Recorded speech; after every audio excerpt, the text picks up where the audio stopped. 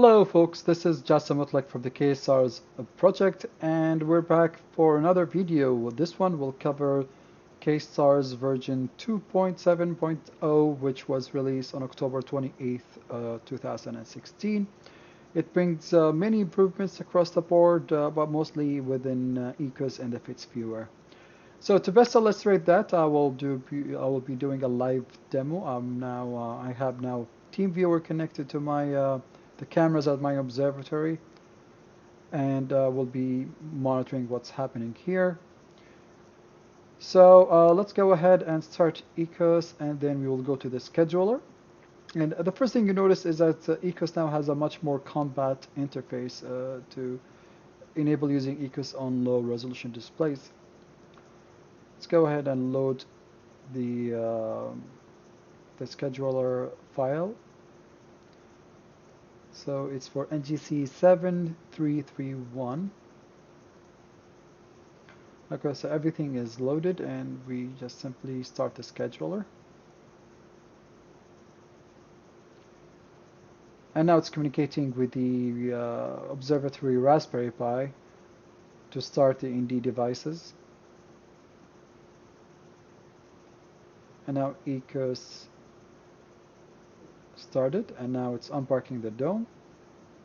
Let's take a look at that. So yeah, that takes about 30 to 45 seconds. You can also see here that I live in a really heavy light polluted area. I have even shadows inside the observatory. It doesn't look as bad as this because this is infrared camera, but it's still not nice. A lot of pollution around here. Okay, so if we go back to KStars, it's waiting until the dome is completed unparking, sorry. Okay, so now it's unparking the cap. So now we can see it's opening the dust cap. This is a flip flat. And now it should be slowing to the target. And now I think by this time we're very close to the meridian. Almost at the meridian.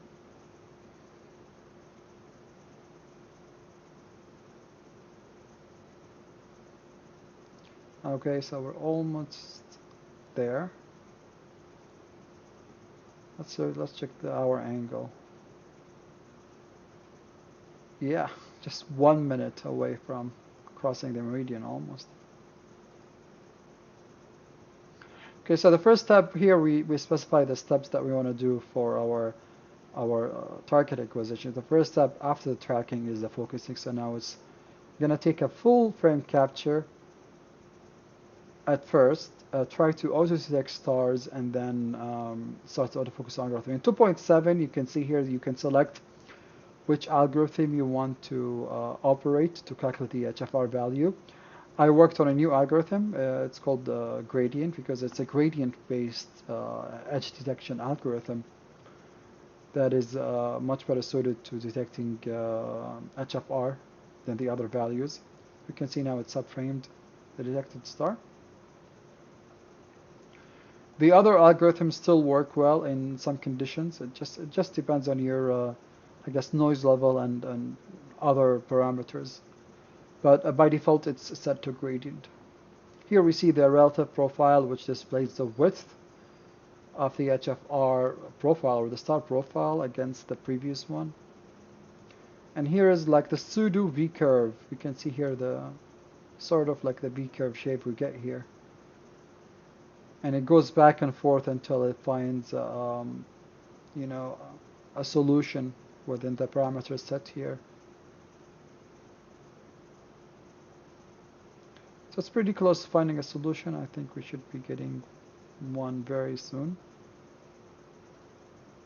And as of course, most importantly, 2.7, you can see that the FITS view is embedded within the focus modulo, so there's no need to go outside and you know, click anywhere outside.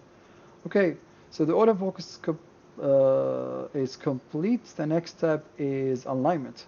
So let's go to the align modulo, and I was taking a capture, and it's within 1 degree and 8 minutes. So, but I specified the accuracy here to be within 60 arc seconds, so it's taking another capture until we get to our target.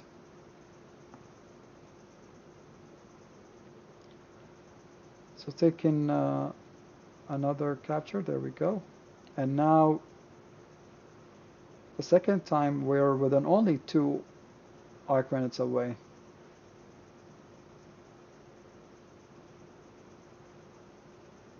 So I think this time, yeah, this time we're just 16 arc seconds away. So that's very well within the 60 arc seconds threshold that I put here.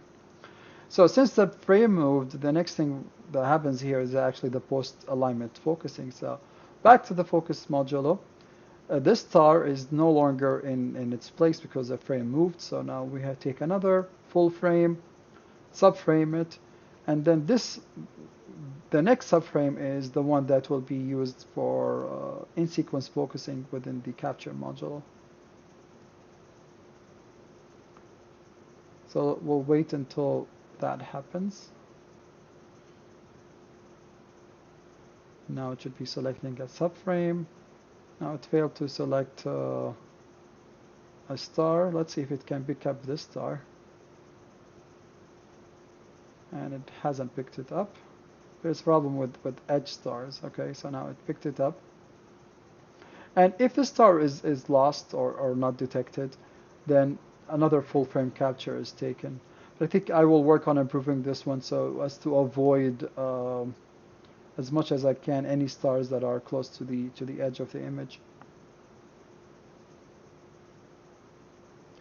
Okay, so it's performing another autofocus right now. And we just have to wait.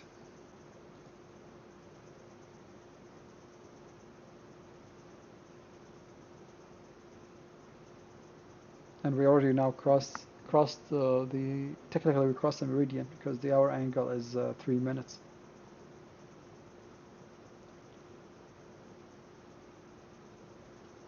So I mean I have it here at a really tight schedule because I started it when it was really close to the meridian. By the time we get to the capture module, it will see that the meridian angle, I mean the hour angle is positive, and it will not initiate a meridian flip because when it started already the hour angle was positive. So in this case the auto meridian flip actually will not occur. For it to occur, you have to start imaging before the hour angle goes positive. So you have to do imaging on the east side if you want to use the meridian flip or the auto meridian flip. Okay, so now actually it's starting to do the capture, but it also started doing the I mean it finished actually doing the calibration and the auto guiding. So the auto guiding selected the star and it did the calibration, and then now it just started the auto guided process. And now starting the calibration, and the calibration starts from wherever you left it before. So I think I captured until like 30 images or something like that. So it will continue from wherever we left. It's now setting the temperature to 0. It's about 30 degrees outside right now. So if we go to the summary screen, we can also see here some improvements within the GUI layout. And of course, we have a convenient overview of what's going on across the focus and guide modules in addition to the capture module. Within the capture module set in 2.7, now there is the upload selection. So this used to be within ED control panel, and now it's within the Ekos capture module. So you can select if you want to do upload to client or local, so it's stored locally only on the remote device, or if you want it both, so it's stored on the remote device on the Raspberry Pi and also upload it to Ekos. Of course, if you select local or both, then you can put the remote directory where you want your images saved to. This is also a new addition because before Ekos assumed that whatever directory you put here is used for both local and remote images, but for now they're separate. So we're almost at the threshold for the temperature, so it should start capture pretty soon.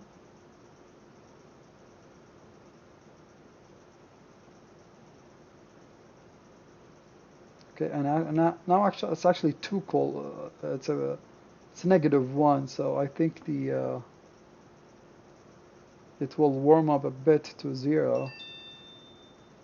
Actually, it's going cooler. That's weird.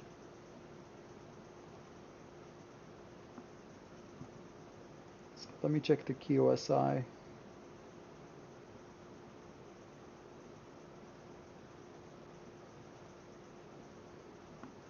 So here's the ND control panel for the QSI, and now it's okay going to it's lowering the cooling power.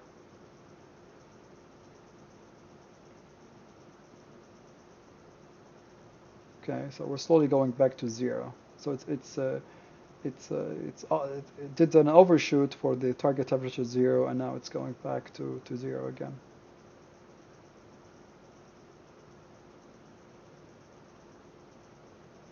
Okay, well, we're there, and the capture started. So it started. See, it picked up from where we left, from where I left before, which was 32 images, and you can even see it reflected here. And now it starts. So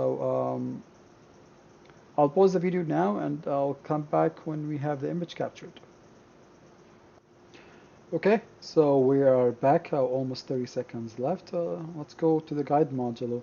If you go here, you see here this is the new drift graphics, so you can actually do something like zooming, and you can hover off the values here and see what they are and what time this spike or that spike happened. So this is just a really nice improvement over the previous drift graphics we had. Okay, so a few seconds left until we have our first image of tonight. Okay, so we don't need the ND control panel.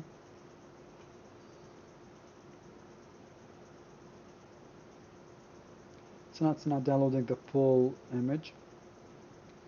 After that, it will do the autofocusing and also dithering.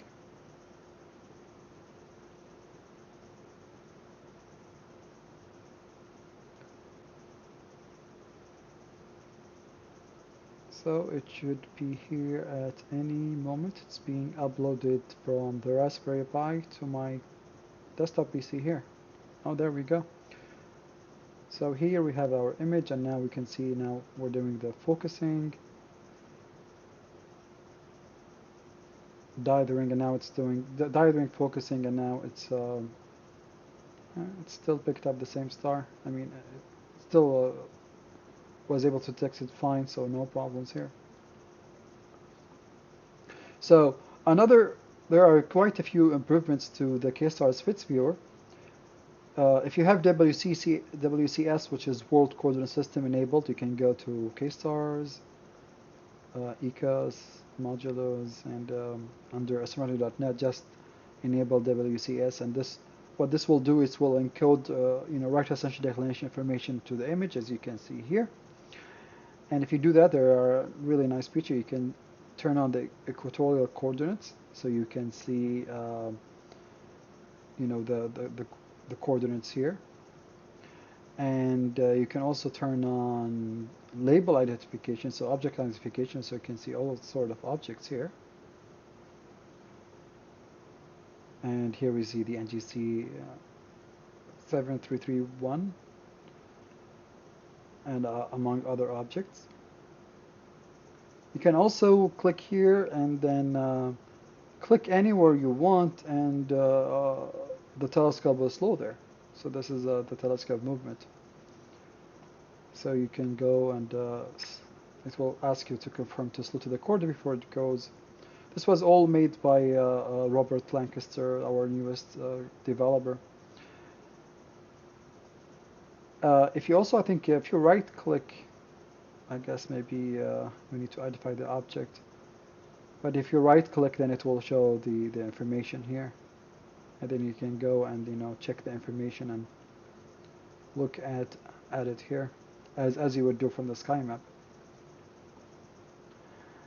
Additionally, you can do now banning. This wasn't possible before. It's a very small thing, but it just makes it much more convenient.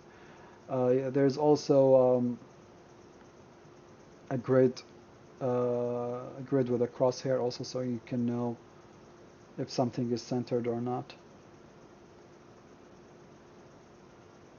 So yeah, that's pretty much it for the features of the 2.7 in Fitzviewer and Ekos. There are other features elsewhere in KStars. Mainly, there are many improvements made by Akarsh, one of the venerable KStars developers.